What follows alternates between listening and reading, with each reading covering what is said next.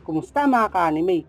Ngayon ay pag-uusapan natin ang naging relasyon ni Mayuri at Uruhara at ang naging posibleng dahilan kung bakit hindi gusto ni Mayuri si Uruhara. Simulan na natin to. Bagamat hindi gaano ipinakita ang backstory ni Mayuri, ay ipinakita naman sa manga kung paano si Kisuke Uruhara ang taong nag-recruit sa kanya upang maging bahagi ng Gotei 13 sa Squad 12 at ng Shinigami Research Development Institute. Itinuturing si Mayuri Kurochuchi na isa sa pinakadelikadong bilanggo na nakakulong sa loob ng pugad ng mga magot. Gayunpaman, isang araw ay binisita nga ni Kisuke Uruhara si Mayuri at inalok siya ng pagkakataong makasama siya at maging Vice President ng Shinigami Research Development Institute. Nang una nga ka-anime ay tinanggihan nga ito ni Kurochuchi. Gayunpaman ka-anime ay ipinaliwanag nga ni Kisuke Uruhara na sa oras na mawala siya sa Gotei 13 ay magkakaroon si Mayuri ng full control sa buong institute. Yes ka-anime, alam na nga ni Uruhara na maaari siyang mawala sa posisyon at tila nakaplano na nga ang lahat. Dahil dito, nagawa nga niyang hikayatin si Mayuri na sumama sa kanya. Pero lingid sa kaalaman nga ni Uruhara ay plano na talaga ni Mayuri na makuha ang posisyon niya.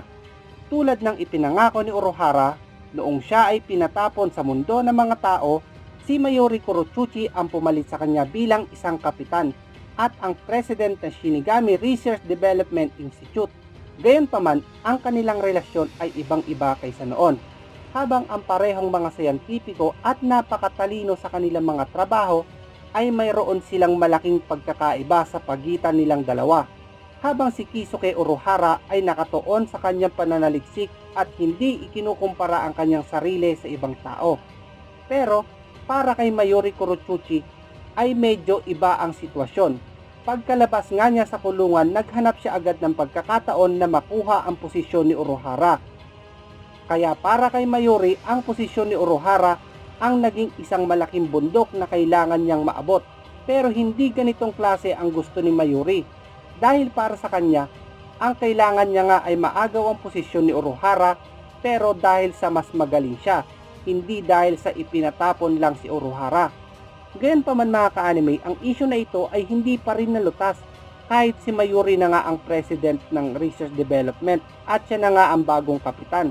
Kahit naabot na ni Mayuri ang posisyon na gusto niya, ay hindi siya naging kasing halaga ni Uruhara.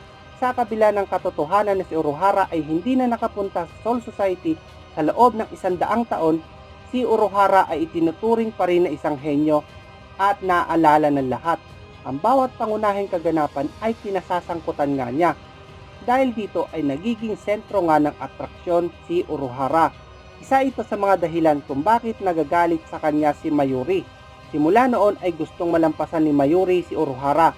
Ito marahil ang dahilan kung bakit ang kasalukuyang kapitan ng Squad 12 ay nagpapakita ng sama ng loob sa kanyang dating senior.